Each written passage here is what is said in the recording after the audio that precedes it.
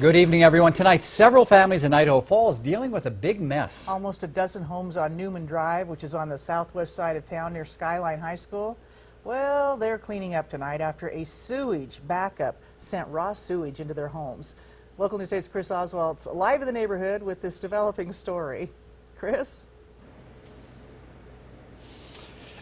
Carol, a mess might be the understatement for this situation out here. Just a few hours ago, restoration crews lined the streets. Most of them have left except for this one, and we're going to walk this way. You see this big trailer here? There were several of them on this street, and tonight they are full of nothing but torn up carpet, installation, sheetrock that was all torn out of 9 different homes here on Newman Drive. And if you take a look inside this garage here, this person has most of their stuff that was in the basement stored in their garage. After all of this raw sewage filled these 9 homes, and tonight the cleanup process is just beginning. The noise of saws filled the home of Chuck Novack Thursday night after sewage covered the floor. We had some flooding through the carpet and stuff, and it got into the sheetrock. The Novack home of 4 years, not even the worst of it all. In some of the homes on Newman Drive, upwards of 2 feet of raw sewage filled the basement. Restoration crews worked through the day to get belongings touched by the human waste out and the mess cleaned up. This is the worst that we've had in one neighborhood.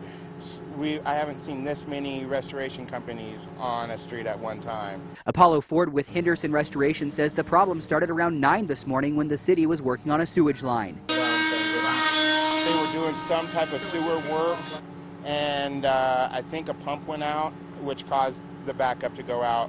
But as soon as the pump went out, the city did a tremendous job getting it back up. As crews work to eliminate the waste from the Novack home, Chuck and his wife Dreama are counting their blessings. Well, we live upstairs, so it's pretty much okay. I mean, it's a bummer. We don't want to have to do it, but like I said, the city came out and they said they were going to take care of everything, and so these guys are here doing a great job.